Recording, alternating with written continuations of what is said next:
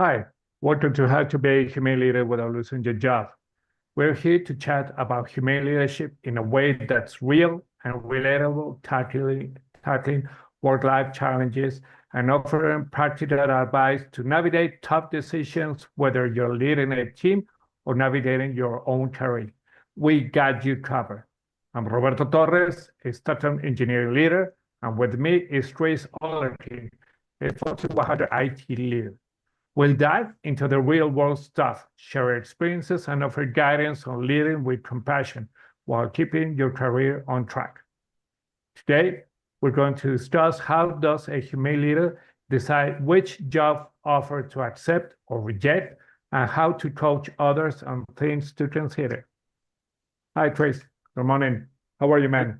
I'm doing good, Roberto, and I really think this will be an interesting topic because I heard some folks on this podcast have been considering which job offers to accept. Yeah, indeed. And I think that is life. We have at least one or two choices to decide what to do or what not to do. Absolutely, and again, it's because this kind of decision doesn't come around too often. At least hopefully, people aren't changing jobs every year. Although there was a period back in technology where people were probably changing their jobs almost every year. But it's important to really think it through on all the different things that you want out of your role in a company to make that decision. And so as someone who recently made some of those decisions, what were some of the things that you considered as you were weighing which direction to go, which company, which type of company? What were you thinking about? Oh, well, yeah, actually, that's good news because I've been employed recently. This has been my first week. So I could mention and talk freely about all this. Well, I think one of the things that we must consider is that when you choose which job offer you either accept or reject, they could be considered depending on your life. It could be a life decision, and I don't mean a hazard one, but it could be one that, let's say, for instance, that someone um, will get married or will have in a couple of weeks a new unborn baby. That's a life-changing decision to be taken, not for granted, but to be really review and thorough about it. But in this case, with myself, I think that I chose the the best job offer that fitted to my not my lifestyle, but where my life it is today. I'm 55 years old, newly married again. My son is 22 years old.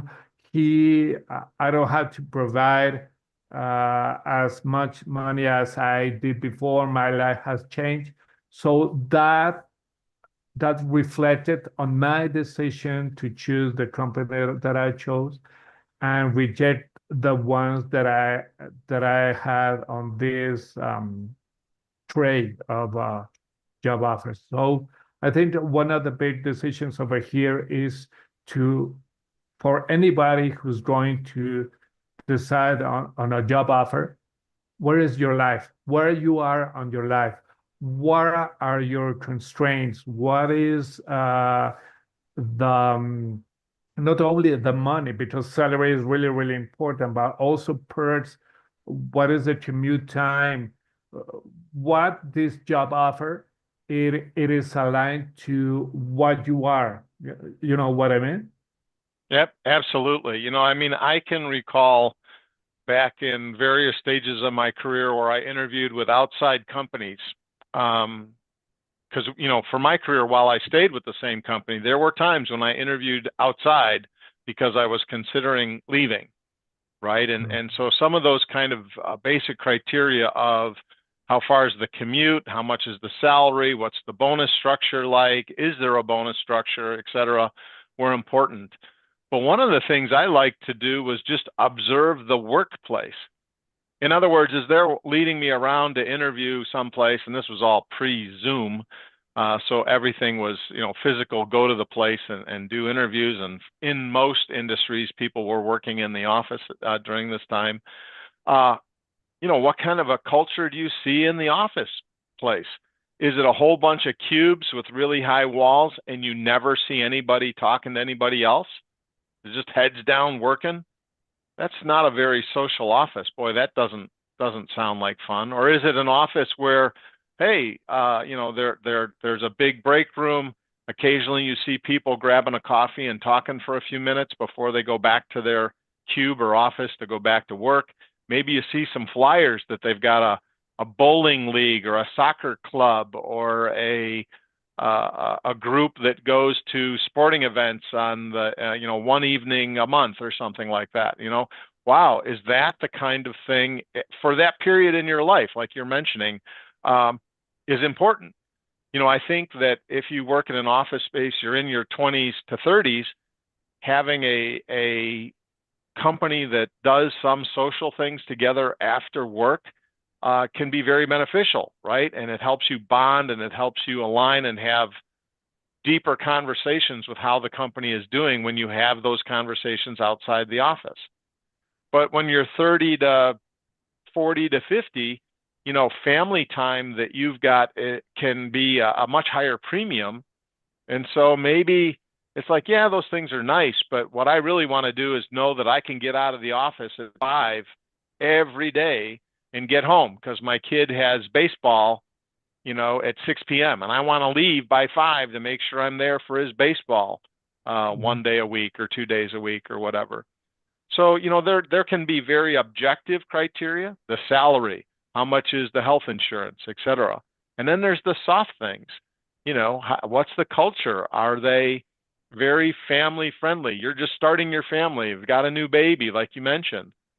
If they're not very family friendly because it's all 20-year-olds who haven't started their families yet, and that may not be the right company for you for given where you are in your life. Yeah, yeah, totally. And I think also that as you mentioned, is where are you in your life? What are your priorities out of work? Do you want to be with your wife, with your friends, with your kids? Do you want to do sport, or do you have uh, I don't know, you're in a book club?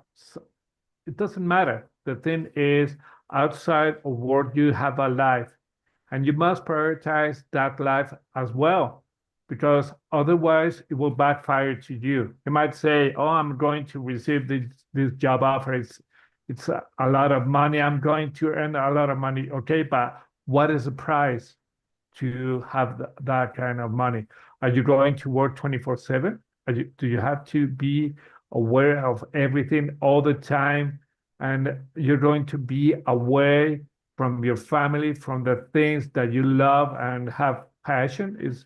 That is not a job that someone has to take, or in my guidance towards them, you have to really think through about it. As you mentioned, you told me that before Zoom, we had to go to the office. Yes, that was the main thing. You had to observe what was going on. There were, trouble within this locker room. Were they talking badly? There was tension between the air, or there was maybe not the friendly that you're expecting as with a friend, but those friendliness that creates rapport and bonds within a team. And that's what I found, because all the interviews that I had were Zoom, or excuse me, Microsoft Teams.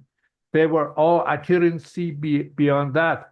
It's like today, while we recorded this episode, we have two images that we have took ourselves. You took a video and I took an image. You cannot see what's behind me, but when you go to the office, you see that, and I can tell you this about this job that I'm in. What I had was on Friday, last Friday, I went to sign contracts and everything, and they told me, Roberto, it is included by a small fee, the meal uh, when we go to lunch. And I went there, and it was clean, and everybody treated that place with respect. You know, they put on the chairs. We didn't eat in. We put on all these dishes and everything, and then people clean up that table rather than saying like in McDonald's, okay, that is your problem. No, they clean it, and it was a nice rapport between the lady at the kitchen and the people who were there, and the food was healthy. That which was something important for me, and I think those things you have to observe and you have to decide, is this what I want to be? Or as I remember, and I'm sorry that I deviate a little bit, but I remember like, I think it was like 8 years ago, I went to an office to an interview and the owner he told me nobody could eat at this office. If there is lunch, you had to go somewhere else. Okay, is there a place where they have healthy meals or something? I don't care. You have to be away from that. And I said, I don't like to be here. I wouldn't like because he said it in a harsh way, like a Yep. dictator rather than a leader. So that's one of the things that you had to spot if you want to be working at a place or not. And most important, as you mentioned, the culture. Is this culture focus on only numbers, or is it humane? Because there are companies who are humane, who has a humane Yeah. culture. Yeah, and I'll give you an example of an interview that for me personally, the company was an immediate thumbs down. Okay. Um, and I had gone through it was a huge company, by the way. I want to say, phew, they were probably $2 or $3 billion in sales. I mean, big company. And I made it through 2 or 3 rounds, and I was down to the last candidate. And so then I was interviewing with the CIO, and it was face to face, but this guy just swore the entire time, just curse words every single sentence. And I know that in the United States there are, for instance, being stereotypical, but New Yorkers are frequently like that. People that are in New York City, they just swear that it's just normal adjectives to them. But for me, I knew right away that if this is how the leader speaks to me, somebody he doesn't has never met before. This was the first time I'd interviewed with the CIO. I was like, this is not happening. No way. And they actually offered me the job, and it was like 25% more money. And I was like, nope. And the recruiter was just livid because they had interviewed so many people and the position had been open for so long. And I was the first candidate that 100% of the people that interviewed me wanted to hire me. Mhm. 100%. And I said, no frickin' way. And then I had to kind of make up some reasons why, because I didn't want to outright say, look, your CIO is a jerk. He's an idiot. He's just constantly cursing. I don't find that acceptable. So I kind of, played off some other things that, it wasn't the industry I wanted to be in exactly. And now that I see more about what the role covered, that wasn't exactly the direction I wanted to send my career, blah, blah, blah. But, it checked many of the boxes: great benefits, great pay, local office. So the commute was short, all these different things. But I was like, man, if this is how the leadership is, I don't want anything to do with it. And by the way, 5 years later, they went bankrupt. Mm. Now, I don't think it was because of their attitude or how they communicated, but to me, it was like, look, maybe, that was an indication of how they ran the company with aggressive, foul language, berating people. And I just was like, look, that's just not who I am. And it just wasn't a fit for me. So sometimes there are, very objective criteria, the salary, how long is the commute, what are my health benefits and things like that. But sometimes there are things that you just sense don't seem right for you.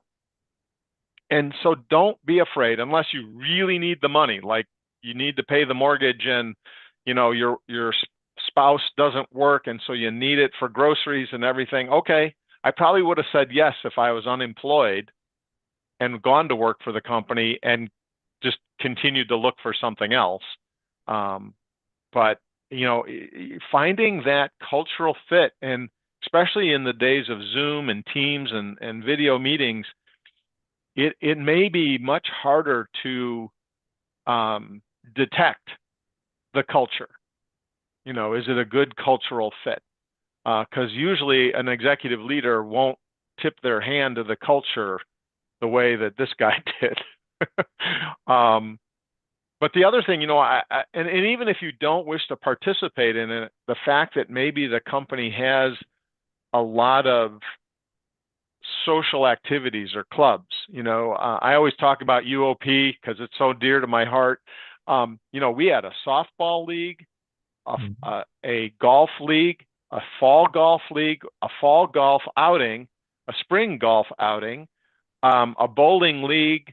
It just was a company where, everybody worked there for so long, you frequently would get invited to their kids' weddings and stuff, and so it may be hard in a Teams call to figure out the culture, but as you're going through the interview process, ask some non-standard interview questions, like, are there company activities, out of the office that are organized, like a softball league or a golf league or a soccer club, or, and if the company says, nope, nope, nope, nope, nope, and you're more of a social kind of person, then that company's probably not a good fit.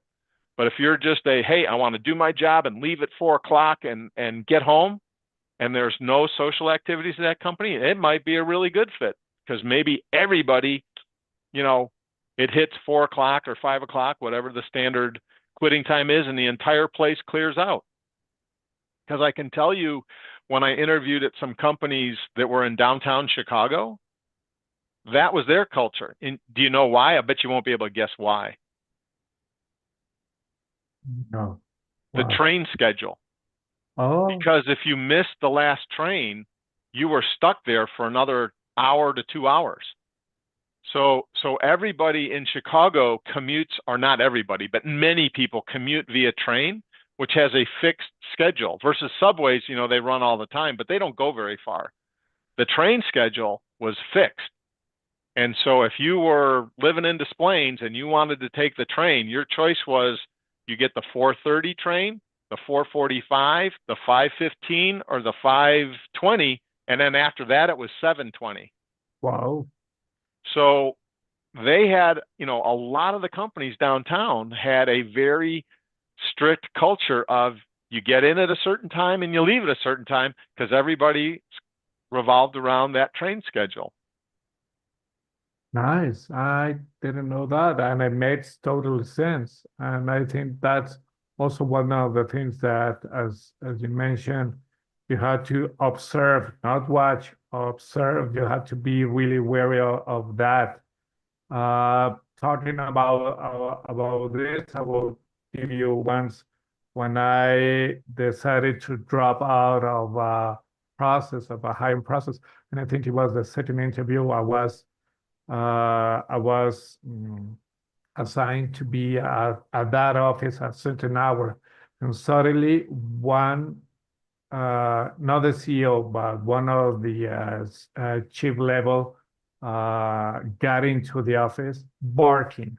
He was in a bad humor, actually, because he was mentioning something about the traffic or something like that.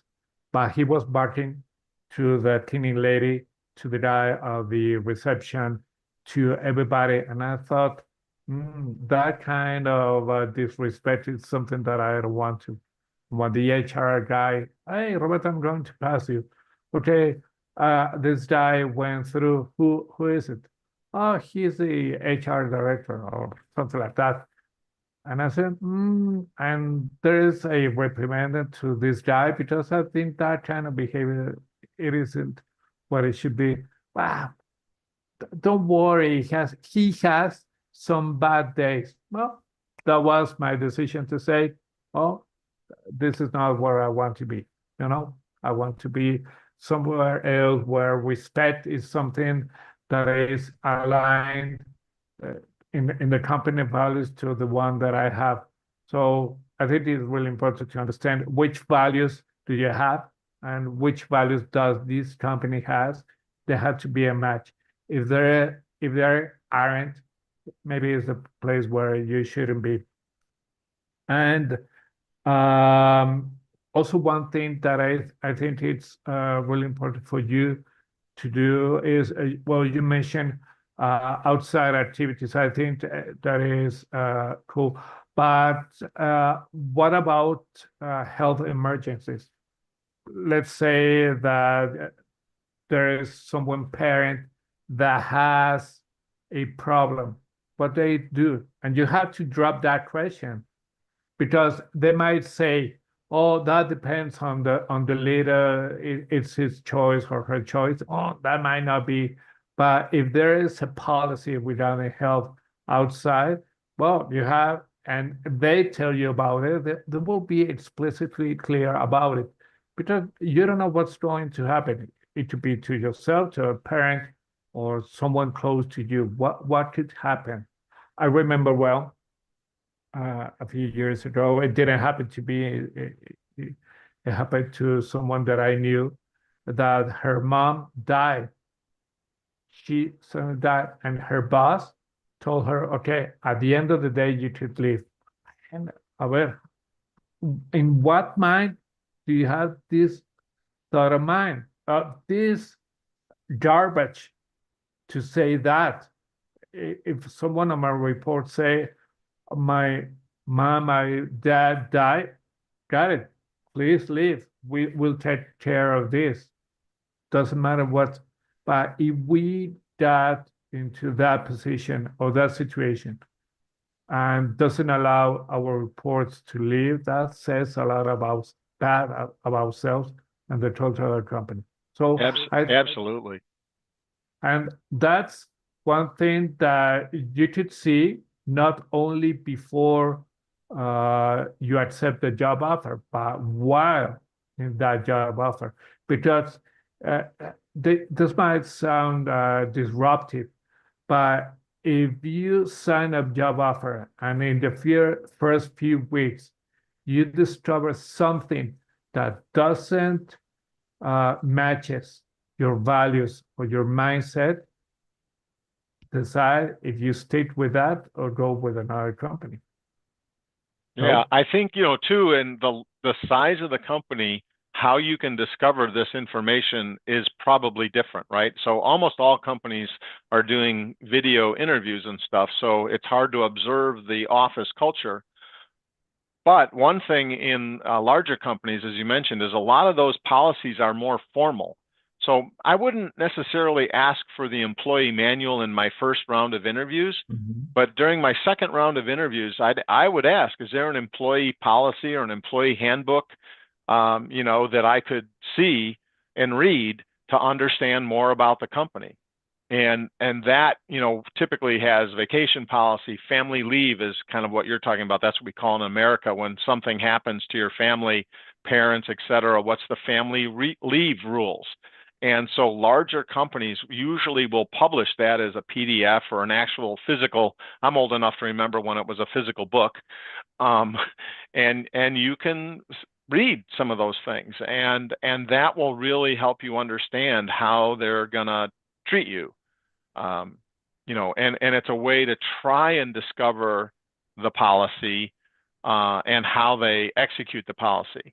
Another nice one to ask is, how do you celebrate long-term employees' milestones. Do you do something for 5-year anniversary, 10-year anniversary, 15-year anniversary? How many people have had a 15-year or a 20-year anniversary? UOP, back to good old UOP, we actually had what's called the 25-year club.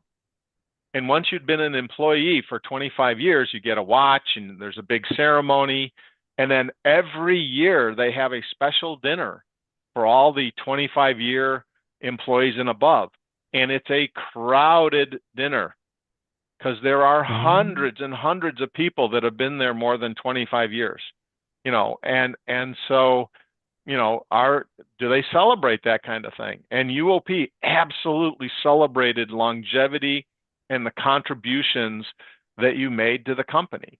And that was a cultural thing that you could discover during an interview to learn that, oh yeah, well, we have the 25-year club and this is what it does. And every one of our sites has a 25-year club. Nice. I haven't thought of that. Well, you were first at UOP and then went to Honeywell. Did you have this? Because I think you Well, spent, Honeywell bought UOP. yeah, And so we have it for UOP. Honeywell does not have anything like that because most employees don't stay more than 5 years. okay. Well, too bad. Well, at least you knew that you went 35 years at. Yeah, I'm not wearing the watch today. I usually wear the watch almost every Oh, day. oh, that's so proud to wear a watch that reflected that not only that commitment from you to the company, but the company to you. Yep. And the 25-year club dinner, unfortunately, I can't make it. It is a bit far from where I live now, but they send the invite every year. Here's the invite. If you're going to come, let us know. So I usually will try my best to make those dinners that, because I have family up where it is, so I can kind of roll in a visit with them but this year I can't. The timing doesn't work. But Well, that's a culture. This is a culture that then you can consider like, wow, I'm going to be around these people forever. And for some people, that's not a good fit.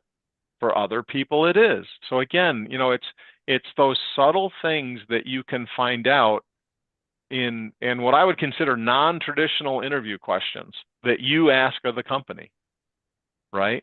mhm. How do you celebrate anniversaries? What was the last big employee anniversary that you celebrated? Oh, Roberto just hit 20 years with the company. Ah, very good. No, we don't celebrate anniversaries. I think the employee here that's been here the longest has been here 4 years.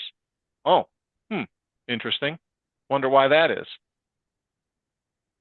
Uh, wow, that's something that I haven't thought before because I was at startups, but that makes a not a family within the company, but makes a successful team, a Yes. team where you want to be. Nice, really, really nice. I think, okay, got it. We're about 20 minutes so far, and I think with this we could end this episode. But I will say this episode will continue because when you make a decision, it is not stick and concrete. You could think otherwise if the time arises, not the time, if the situation arises. So I think in the future we might talk about if that decision was the correct one or not based on what you're living every day. Yes, one of my original bosses always told me you make the best decision that you can with the information you have at the time the decision is needed. But if new information becomes available, we may have to rethink that decision. Wow, such a great phrase, man. Okay, got it. All Got it. right. Well, Thank you. we'll talk to you next week then, eh? Yes, sir. Okay. Bye-bye. Bye bye.